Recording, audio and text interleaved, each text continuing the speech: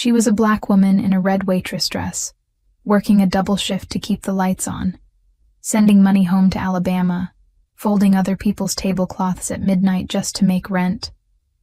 He was one of the most dangerous men alive, a Korean billionaire with a dragon tattooed on his neck, sitting at the most powerful table in a room full of powerful tables, running a criminal empire worth billions, from behind a face that never once flinched. They were never supposed to be in the same story. But then, a 6-year-old boy stumbled. A glass fell, and a man with shoulders like a wall stood up and grabbed that child's wrist like the boy was an inconvenience to be corrected. And Keisha Monroe did not look away. She crossed that room. 3 steps. And the sound of her palm against that man's face silenced an entire restaurant full of people who had spent their whole lives learning not to make a sound. What she did not know, what she could not have known, was that the man watching her from the head of that table had built his empire on the principle that no one, not ever, touched what belonged to him. And she had just touched it. He was not angry. He was something far more dangerous than angry. He was interested. And somewhere above that cafe, behind a tinted window, a woman with a federal badge that was no longer real was already pointing a camera at them both. Already making a call. Already setting a trap that would pull an innocent child, a broken father, and a woman who only wanted to do right into the darkest web any of them had ever imagined. But what happened next?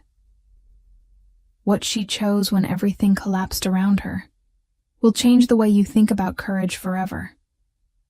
Before starting the story, comment down below where you are watching from and what time it is there. If stories of karma, love, and hidden truths move you, leave a like, be sure to subscribe to the channel, and click join to become a member and help our channel. There is a kind of silence that has nothing to do with the absence of sound. The Crimson Table understood this perfectly. Every evening, from precisely 6 o'clock until the last glass was cleared, the restaurant performed a very specific kind of quiet. The quiet of money, of crystal stemware touched with deliberate gentleness, of conversations held just below the frequency that neighboring tables could decode. The chandeliers above the main hall burned at 40% capacity, not because the owners were saving electricity, but because 40% was the exact threshold at which human faces looked most expensive. The chef had been imported from Lyon. The sommelier had trained in Burgundy. The tablecloths were changed between every seating, not laundered. Changed, replaced, folded into linen bags that were sent to a service in New Jersey and never seen again.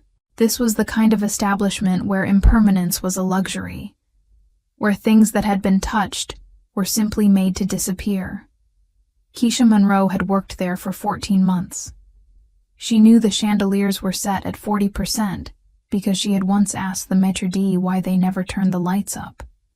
And he had looked at her the way people look at a question they find both reasonable and exhausting. She knew the tablecloths were replaced and not laundered, because she was the one who folded them into the linen bags on slow Tuesdays. She knew the sommelier's name was Patrick, and that he kept a flask of mediocre bourbon taped to the inside of his locker. And she knew this because the locker next to his was hers. And thin metal walls keep very few secrets. What she did not know, on the night that would divide her life cleanly into before and after, was that the man seated at table 12 had not chosen the Crimson Table for its food. He had chosen it because it was one of 14 establishments in Manhattan, where the security camera system had been quietly replaced, at significant and untraceable expense, with hardware that contained a specific firmware vulnerability, a vulnerability that allowed a secondary observer, operating from a server located physically nowhere and digitally everywhere, to access the feed in real time. The man at table 12 owned that server. He owned the vulnerability. He had, in a sense, built this room around himself long before he sat down in it. and he had done so not out of paranoia, but out of habit. Kwon Jae-hyun had not survived 34 years, 12 of them at the center of the most sophisticated criminal network the digital age had ever produced, by leaving rooms the way he found them. He sat at the head of the table, though it was a round table, and round tables have no head, which is precisely why he chose them, because a man who controls a space does not require a designated position to make that control visible. He sat where he sat, and the table organized itself accordingly. The 3 men with him, 2 Korean, 1 Singaporean, all wearing the careful blankness of people who have learned that facial expressions are liabilities, had arranged themselves at angles that kept their backs to the wall and their sight lines clear. It was not a seating arrangement. It was a formation. Kwon's turno was black, cut so precisely to his frame that it looked less like clothing and more like a decision someone had made about what his body was allowed to look like. His shirt was white silk, collar open, and where the collar fell away from his neck, the chandeliers at 40% caught the ink. The dragon climbing the right side, black and gray and ancient-looking, scales rendered with the patience of someone who had sat for 30 hours of work without complaint, because pain was simply a transaction he had chosen to enter. On the left, the Hanja characters in red that meant what they meant. He did not wear a tie. He had not worn a tie in 11 years, since the last time someone had grabbed one during an altercation in Seoul. And he had made a single quiet decision in the aftermath of that moment, and had never revisited it. On his left wrist, the Patek Philippe. On the index finger of his right hand, the ring. Both were signals. Not to the people in the restaurant. They did not speak the language. To himself primarily, and to the handful of people in the world who knew what they meant. He was not eating. He had ordered, because not ordering would have been conspicuous. But the food sat at the edge of his awareness the way background music sits, present, acknowledged, irrelevant. He was watching Park Sung-min speak. Park was delivering a number, and the number was wrong. And Kwon knew it was wrong, because he had already seen the correct number that morning on a screen that no one else in this restaurant would have known how to find. And the gap between Park's number and the real number was not a rounding error. It was a message. Someone at this table had decided to test him.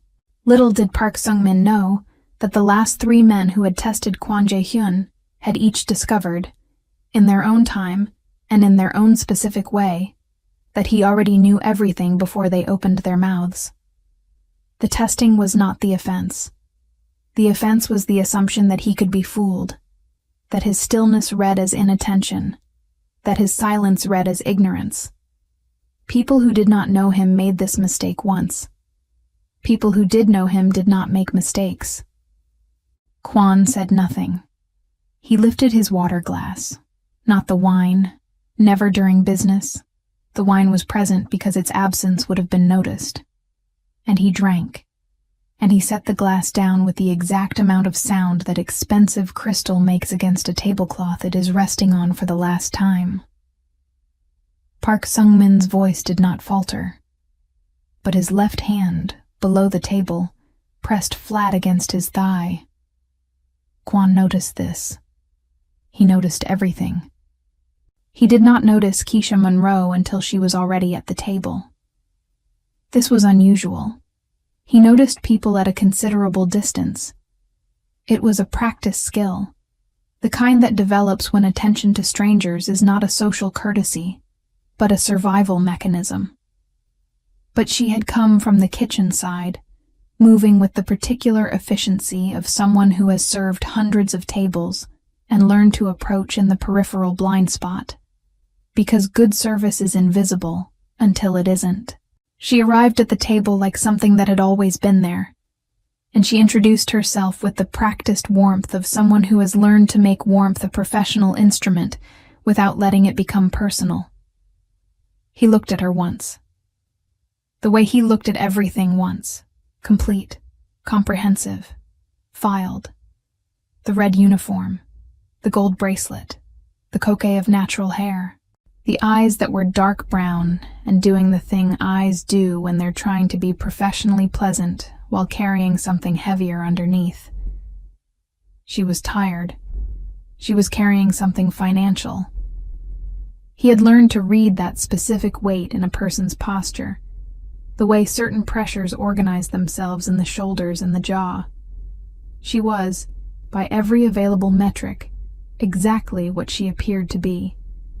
He looked away.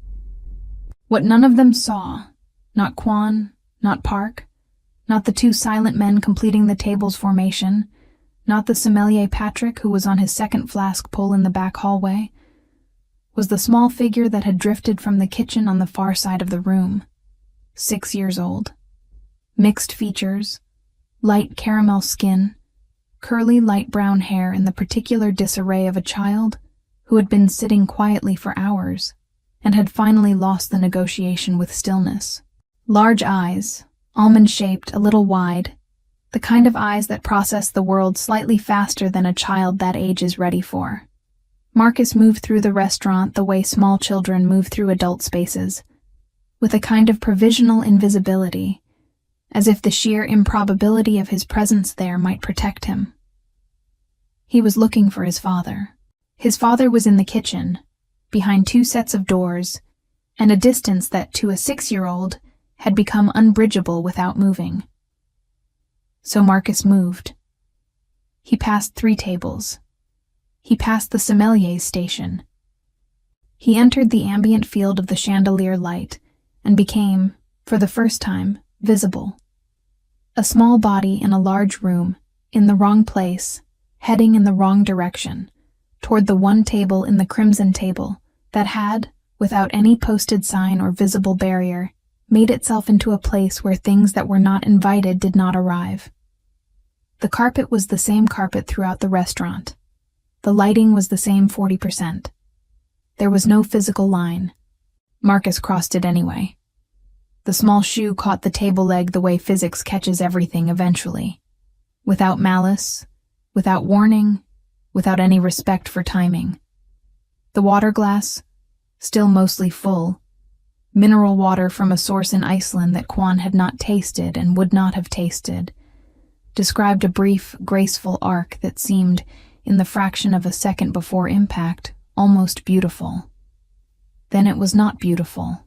Then it was ice water on black wool, and a child on the floor, and a silence that dropped over the table like something solid. And then Park Sung-min stood up. And what happened next happened very fast, and it happened because Keisha Monroe had been raised by a woman who had bent and bent and bent, and had made her daughter watch, and had never, not once, told her daughter to do the same. And Keisha had taken that silence as instruction. She crossed the room.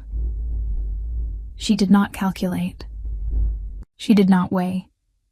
She did not think about the turno or the watch or the tatuagens or what kind of man sits at a table that the whole restaurant quietly reorganizes itself around. The sound of her palm against Park Sung-min's face was, in the words of a waiter who would later describe it to 3 separate people on 3 separate occasions, the loudest thing I have ever heard in a quiet room. Kwon Jae-hyun did not move, but something behind his eyes did, something that had been still for a very long time. Park Sung-min had a particular relationship with humiliation. He had grown up understanding it as something that flowed in one direction, downward, from those who held power toward those who did not, like water finding the lowest available point. He had spent the first 22 years of his life on the receiving end of that flow, and then he had made a series of careful, costly, and occasionally violent decisions that had repositioned him. He was not, by any measure, a man who had arrived easily at the place where he now stood. The scar along his jaw, barely visible at the angle most people saw him from, prominent under direct light, was a record of one of those decisions. The way he stood in a room, with his weight distributed slightly forward, chin angled down, was a record of others. He had not been struck in the face in 9 years. The last person who had struck him in the face had required, afterward, a surgery that Park had felt genuinely neutral about. He stood now with his hand pressed against his cheek, not clutching, not dramatic, simply pressed, the way a person presses against something to verify that it is real, and looked at Keisha Monroe with an expression that moved through several distinct phases in the space of 4 seconds. First, pure animal shock. Second, the rapid recalibration of every social signal in the room. Third, something that in a different man, in a different life, might have been called rage, but in Park Sung-min had long ago been refined into something colder and more patient, and considerably more dangerous. He took one step toward her. "You." The word came out low, not shouted. Park did not shout. Shouting was imprecision, but with a weight behind it that the word "you" does not usually carry. It carried the implication of everything that came after you. It carried futures, unpleasant ones. "You have absolutely no idea." Sung-min. One word. No elevation of volume. No shift in posture. Kwon Jae-hyun had not moved from his chair. His hands were still on the table, left hand flat, right hand with the ring resting loose against the tablecloth. And his eyes were on Park with an expression that contained, as far as anyone in the room could determine, precisely nothing. And yet, Park Sung-min stopped. He stopped the way a machine stops when the power is cut. Not gradually, not with resistance, but completely and immediately, as if the option of continuing had simply been removed from the available menu of actions. He stood for 3 seconds in the space between where he had been going and where he now was, and then he returned to his chair. He sat down. He picked up his fork. He did not look at Keisha again. The 2 other men at the table had not moved throughout any of this. They had the specific stillness of people who understand that the correct response to something they cannot control is to become, as completely as possible, furniture. Keisha had Marcus behind her. She had placed herself there without thinking about it. The step backward that put her body between the child and Park had been as involuntary as breathing, the kind of movement that does not originate in the mind. Her right hand was still warm from the impact.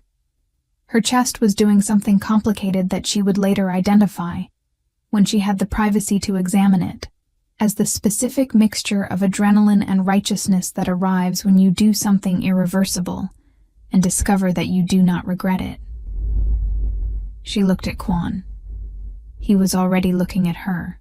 Little did she know that in the 47 seconds since Park had stood from his chair, Kwon Jae-hyun had run a calculation so complete and so rapid that it would have been invisible to anyone watching. He had assessed the room. The other diners who had turned, some openly, some with the trained peripheral glance of New Yorkers who have learned to observe crises without appearing to, and had determined that the incident was, in terms of exposure, contained. He had assessed Park's response and filed it under a category he would return to later, because Park's step toward the woman had been too fast and too physical for a situation that did not yet require physicality, and this told him something about Park's current state of control that he would need to factor into the conversation about the incorrect number. He had assessed the child. Small, mixed features, curly hair, not a plant, not a signal, simply a child who had wandered into the wrong geometry at the wrong moment. And then, he had assessed Keisha Monroe. He had given her a second look. He had not given anyone a second look in a very long time.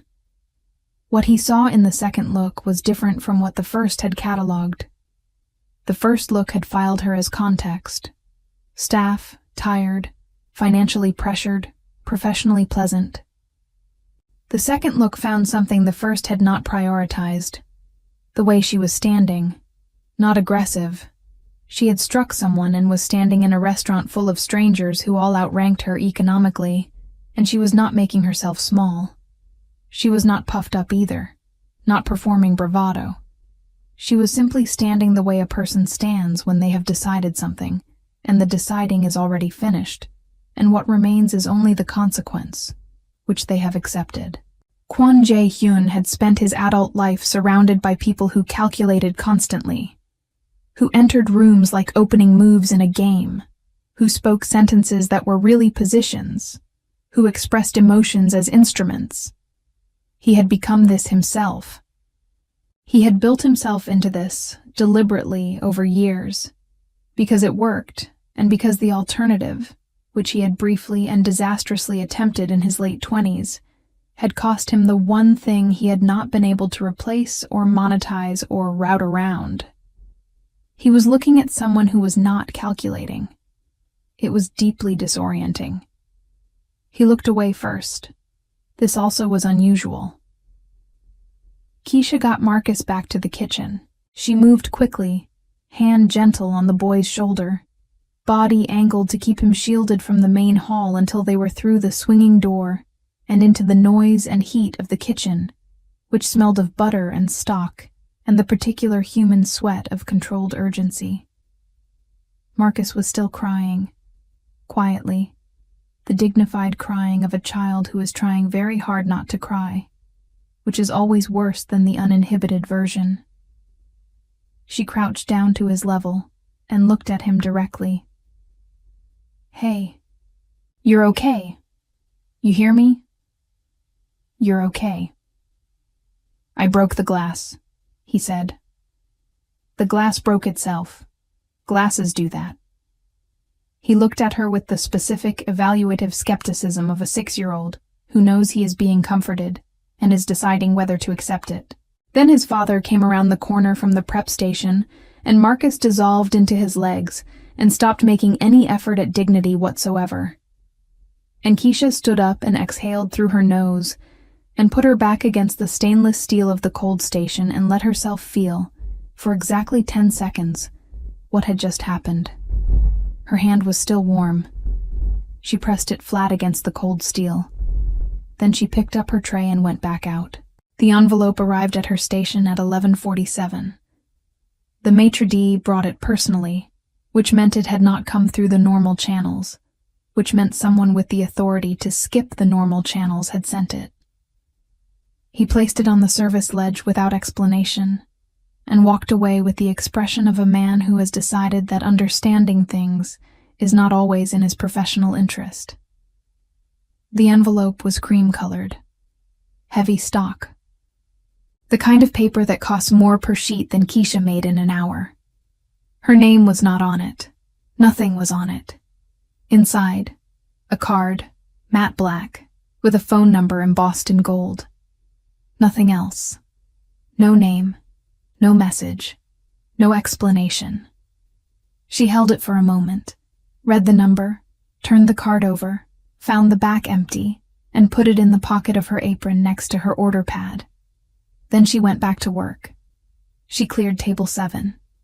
She delivered the dessert course to table 3. She refilled water at table 9 and spent 4 minutes listening to a woman in a green dress explain, at considerable length, that the sorbet was a degree or 2 warmer than sorbet should be, and Keisha said, "I'll have that addressed immediately," and meant absolutely none of it, and went and got fresh sorbet and brought it back and said, "I hope this is better," and the woman said much, and Keisha smiled and walked away, and the smile lasted exactly as long as it needed to. At 12:30, she retrieved her jacket from the locker next to Patrick's. The flask was audible when she opened the door, a small internal slosh of mediocre bourbon making its presence known. And she walked out of the crimson table into the November cold of Fifth Avenue. The card was still in her apron pocket. She pulled it out once under a streetlight and looked at the number again. Then she put it back. Little did she know that at that exact moment, in a car with tinted windows parked 40 meters north of the restaurant entrance, A man with a dragon tattooed on his neck was watching her walk away, and feeling something shift, quiet and tectonic, in a place inside himself that he had spent 3 years telling himself no longer existed. He did not follow her. He watched until she turned the corner. Then he said one word to the driver, and the car pulled away, and the street was empty, and the night closed over the space where she had been like water closing over a stone. But stones, once dropped, do not stop moving. They simply move where you cannot see them. The money appeared on a Thursday. Keisha discovered it the way most people discover things that are going to change their lives. Accidentally, in a moment of ordinary routine. She was standing in the narrow kitchen of her Bronx apartment, phone in one hand, coffee mug in the other, checking her bank balance the way she checked it every morning, with the specific bracing quality of someone who has learned that numbers do not improve by being avoided. The balance she expected was $412. The balance she found was $50,412. She put the coffee down. She read the number again. She closed the app, waited 3 seconds, opened it again. The number did not change. Numbers at that size do not change themselves. Numbers at that size arrive with intention. She called the bank from the kitchen counter, standing very still, and the representative on the line confirmed that yes, a wire transfer had been received the previous evening, international origin, routed through a series of intermediary accounts that the representative read aloud with the slight uncertainty of someone encountering a routing path they had not seen before. The originating institution was registered in Seoul. The account name was a string of corporate identifiers that resolved, if you knew how to read them, into a holding company that resolved into another holding company that resolved into nothing anyone was supposed to find. Keisha did not know how to read them, but she understood the shape of what she was looking at. She had grown up watching her mother accept things she should not have accepted, because the alternative was a kind of pride she could not afford, and she had watched what that acceptance did to a person over time, the slow erosion of it, the way a woman could lose herself by increments so small that by the time you noticed the loss, the losing had already been completed. She had made a promise to herself in the kitchen of a house in Alabama when she was 14 years old, and the promise had not been complicated. It had been very simple. I will not be bought. She transferred the $50,000 back before noon, every cent. She included a note in the transfer memo that said only, no. The car was there the next morning. Black. Long. Parked directly across from her building entrance with the particular permanence of something that had arrived the night before and had simply waited. Keisha came down the front steps at 7:43, saw it, and did not break stride. She walked across the street, approached the driver's window, and knocked on the glass with 2 knuckles. The window came down. Park Sung-min looked at her from the driver's seat. His cheek showed nothing. No mark, no swelling. 3 days was enough for a man with his constitution. But his eyes carried the memory of it. He was wearing a dark jacket, no tie, and the expression of someone performing neutrality over something that was not neutral. The gentleman would like to meet with you, Park said. The gentleman, Keisha said, can want many things. He anticipated that response. Then he also anticipated my answer, which is no. Park reached into the inner pocket of his jacket without hurry and produced an envelope. He held it out through the window. Keisha did not take it immediately. She looked at it for a moment the way you look at something you are deciding whether to touch. And then she took it. Inside was a photograph. Marcus coming out of school. Afternoon light. Mochila on his back. Curly hair loose and bright in the sun. One hand raised slightly as if he had just said something to a friend off frame. Smiling. Safe. entirely unaware that someone had been close enough to take his picture. Keisha's jaw tightened. She turned the photograph over. On the back, in handwriting that was precise and minimal and slightly angular, as if the person writing it had learned penmanship from a system that valued economy over flourish. I protect what matters, same as you. She stood on the sidewalk for a long moment with the photograph in her hand. Then she got in the car. The cafe was on 54th between 6th and 7th, the kind of place that existed in deliberate contrast to its neighborhood. Small, dark-wooded, unhurried, with handwritten menus and coffee that arrived without being rushed. It was empty at 2 p.m. on a Tuesday, in the specific way that expensive places are sometimes empty, not abandoned, but curated, as if the absence of other people was a service being provided. Kwon Jae-hyun was at the back table, gray turno today, same white shirt, same open collar, same dragon climbing the right side of his neck in the dim cafe light that turned the ink from black to something closer to the color of deep water. The Patek Philippe caught a line of light from the window and held it. He was not looking at his phone. He was not reading. He was simply sitting, with the quality of stillness that Keisha had noticed at the restaurant and had not been able to stop thinking about since. The stillness of someone for whom waiting is not a condition, but a posture, deliberately assumed. She sat down across from him without being invited. She put the photograph on the table between them, face up, Marcus's smiling face aimed at the ceiling. "That," she said, "is a child, not a message. I know what he is." "Then you know that using his picture to get me into a car is a particular kind of wrong." "I used his picture," Kwon said, "to show you that I know where he is. There is a difference between a threat and information. I was providing information." "That is an interesting distinction. Most useful distinctions are." She looked at him. He looked at her. The cafe made its small sounds around them. The hiss of the espresso machine, the distant register of a conversation near the front.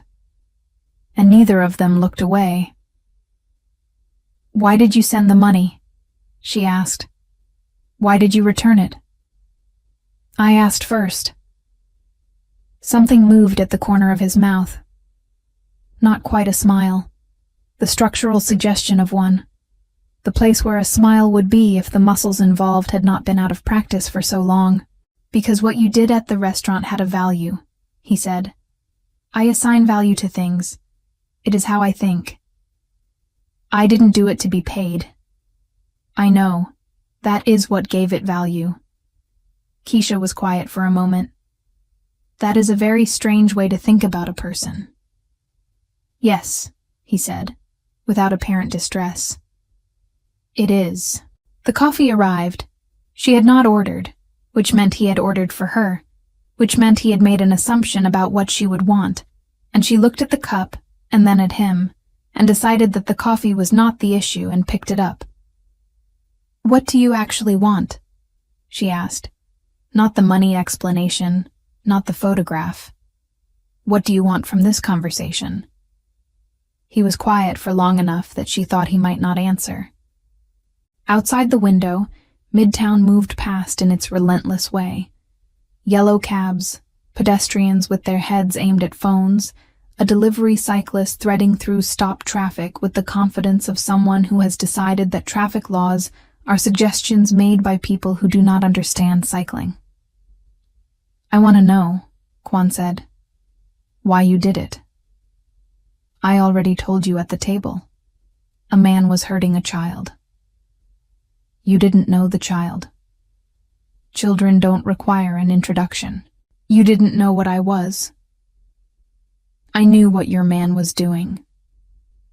He looked at her with those dark, unblinking eyes, and Keisha had the unsettling sensation of being read, not assessed, not categorized, but genuinely read, The way you read something you are trying to understand, rather than something you are trying to use. Most people, he said carefully, in your position, in that room, would have looked away. Most people, she said, in that room, could afford to look away. I couldn't. Why not? She wrapped both hands around the coffee cup. Because I know what it feels like to need someone to not look away. And nobody did. So, the sentence ended there. She did not elaborate. She did not need to. The sentence had a weight to it. That elaboration would only have diminished. And some part of her knew this. The part that had learned to say hard things without dressing them. Little did she know that the man across from her had gone very still in a way that was different from his ordinary stillness. His ordinary stillness was controlled. A managed, produced, architectural stillness. This was something else. This was the stillness of a person who has been struck somewhere they forgot was still capable of registering impact. He had a son once, 4 years old, eyes shaped like the edges of something beautiful, a laugh that had arrived in Kwan's chest, like a physical event the first time he heard it, warm and disorganizing. He had been in a hotel room in Singapore on the night the car accident happened, watching numbers on a screen that represented money, that represented power, that represented the thing he had told himself was the point of everything. By the time he landed in Seoul, there was no longer anything to land for. He had not spoken of this to another person in 3 years. He did not speak of it now. But something in the way Keisha Monroe had just described knowing what it felt like to need someone to not look away reached through every layer he had constructed since that night in Singapore, and found, to his profound and private alarm, that something underneath was still listening. You should know, he said, and his voice was slightly different now. Not softer exactly, but less manufactured. That being near me is not safe. Being a black woman in America isn't particularly safe either, she said. I've been managing. This time, the thing at the corner of his mouth made it all the way to a smile. It lasted approximately 2 seconds, but it was there. Little did either of them know that 3 floors above the cafe, in a gray sedan parked against the curb on 54th Street, a woman in a navy suit was photographing the window of the cafe with a long lens. Both of their profiles visible through the glass, coffee cups between them. The faint and unmistakable geometry of 2 people discovering, against all logic, that they understand each other. The woman lowered the camera. She made a call. They met, she said. Yes, alone. No security present. A pause. Understood. We move to the next phase. She ended the call and looked at the cafe window for a moment longer. Then she started the car. The cafe door opened with a sound like a gunshot wrapped in velvet, and Agent Tara Walsh walked in with the confidence of someone who had already written the ending to this story. She wore navy blue like a uniform she had not earned, her badge glinting at her hip with the particular shine of metal that has never seen real duty. And her eyes swept the room and found them immediately.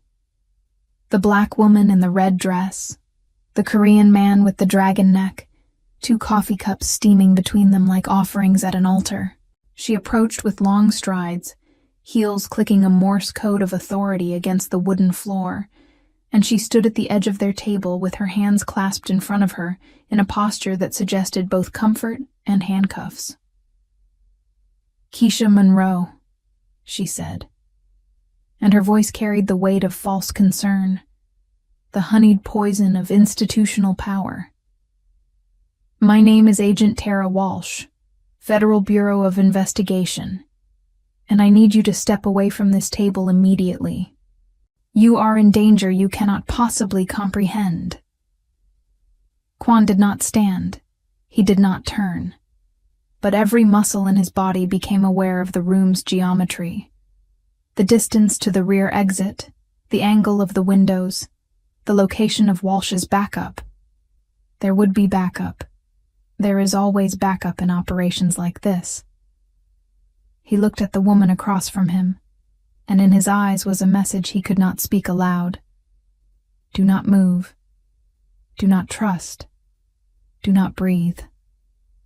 You're mistaken, Keisha said, and her voice was steady despite the sudden thunder of her heart against her ribs. I'm having a conversation. No, Walsh said, and she placed a photograph on the table with a snap of her wrist. The image showed Marcus, clear and recent, leaving his school. But this time he was not smiling. He was looking over his shoulder with the wide-eyed fear of a child who knows he is being followed. You are sitting with the most wanted criminal in the digital hemisphere. You are consorting with a man who trades in human suffering, who moves billions through servers that host the darkest transactions imaginable, and you are being manipulated into becoming evidence. Evidence, Miss Monroe, that will put you in prison for conspiracy unless you cooperate with me right now. The air in the cafe had turned to glass, sharp, brittle, ready to shatter. Quan finally moved. He turned his head slowly, the dragon on his neck shifting as if alive, and he looked at Walsh with an emptiness that was more terrifying than anger. You are not FBI, he said, and his voice was soft as falling ash. You were terminated 8 months ago. You work now for the Yamaguchi interests in Osaka. You are here because you failed to intercept my operations in Singapore, and you think that using this woman will give you leverage where bullets could not. Walsh's face did not change, but something in her eyes, a flicker, a microsecond of recognition, confirmed the truth like a scream in a silent cathedral. You don't know what you're talking about, she said, but the repetition rang hollow, declarative, and false. I know, Quan said, standing now, revealing his full height like a blade leaving its sheath. That the car outside has 3 men with suppressed firearms. I know that you plan to extract Miss Monroe, offer her protection, and use her testimony to justify the elimination of my organization while your real employers take control of the infrastructure. I know that you did not anticipate that I would tell her the truth before you could trap her with your lies. Keisha stood up, and her chair scraped against the floor with a shriek of protest. She looked from one to the other. The agent with her false badge, the crime lord with his true dragon, and she felt the weight of the moment pressing down upon her like a physical force. She was the stone between 2 tidal waves, and she understood with sudden, terrible clarity that either side would drown her to win. I choose neither of you, she said, and her voice rang out clear and defiant in the small room. I will not be your pawn, Agent Walsh, and I will not be your evidence. And you... She turned to Quan, her eyes blazing with the same fire that had driven her hand against Park Sung-min's cheek. You will not buy my silence. You will not protect me like I am property. And you will not turn my courage into currency for your redemption. She walked toward the door, her red dress a banner of absolute refusal, and for a moment, neither the agent nor the criminal moved, paralyzed by the audacity of a woman who simply would not play the game they had designed. Then the phone rang. It was Quan's phone, a specific tone that indicated only one source: his medical team, the private security detail he had placed on the father of Marcus Ely Santos. He answered, and his face went pale beneath the surface of his control, and he spoke one word into the silence. Where? The answer came, and the blood drained from his features, as if he had been struck. Keisha stopped at the door. What is it? She asked, her hand frozen on the handle. "They took him," Quan said, and his voice cracked, actually cracked, like ice on a winter lake. "They took the chef. They left him in an alley with a message carved into his arm. She knows too much." Walsh stepped back, her own phone buzzing against her hip, and her expression shifted from predator to prey in the space of a heartbeat. "That wasn't us," she said, and for the first time, her declarative certainty faltered. "That wasn't the plan." "It was the rival faction," Quan said, his fingers tightening on the phone until the metal groaned. "You were the diversion. They used you to distract me while they moved against the child." Keisha ran. She ran through the door, onto the street, her feet carrying her faster than thought, faster than fear, and she did not stop until she reached the hospital, a private facility on the Upper East Side, where the father of Marcus had been taken, where the boy waited in a sterile room with tears streaming down his beautiful mixed face. She gathered him in her arms and held him while he wept, and she whispered promises she did not know if she could keep. "You are safe. You are loved. I will not look away." The phone rang 3 hours later. Kwon Jae-hyun's voice came through the line like a ghost already half vanished. "Your mother is in a safe house in Mobile. Your sister and her daughter are with federal marshals, the real ones. Marcus's father is in surgery, and he will live. The men who took him have been dealt with." "Why?" Keisha asked, her voice breaking over the single syllable. "Because," he said, and the silence stretched between them like an ocean. "My son had eyes like his. Because you were right. I have destroyed enough. Because for once in my miserable existence, I want to be the person who does not look away." "Hyuk," she whispered, using the name she had learned from whispers in the dark web reports, the name that meant darkness. "Don't go." "I must," he said, and she could hear the smile in his voice, sad, final, and real. "But I will leave the lights on." The line went dead. 6 months later, the envelope arrived at the Crimson Table. It was addressed to Marcus Eli Santos, care of his father, who had recovered but would never walk quite the same way again. Inside was a scholarship certificate to the finest private academy in Manhattan, fully funded, prepaid, irrevocable. The donor was listed as the Kwan Foundation for Children, an organization that did not exist in any registry, that had no offices, no board of directors, no physical location. But the money was real. And every morning, when Keisha arrived to work her shift in the red dress with the gold bracelet of her grandmother, there was a single white orchid in a small crystal vase at table 12. No card, no note, just the flower, pure and unmarked, sitting in the center of the table where a man with a dragon on his neck had once learned that the only thing more powerful than fear is the refusal to be afraid. Little did the city know, as it moved through its perpetual cycles of light and dark, that a criminal empire had dissolved not through prosecution or violence, but through the memory of a child's laugh and the courage of a woman who had simply refused to calculate the cost of compassion. Little did they know that in the hidden servers and darkened rooms where Kwan's organization once ruled, there was now only silence. And in that silence, the faint, persistent echo of a slap that had changed everything. The stone had been dropped. The ripples had not stopped. And somewhere, in a city that was not Seoul and not New York, a man with tattoos on his neck sat in a small cafe and watched a child playing in the street, and he smiled. Not for the cameras, not for the power, but for the simple, devastating truth that even in the deepest darkness, a single light can decide not to go out. Some women do not lose themselves all at once.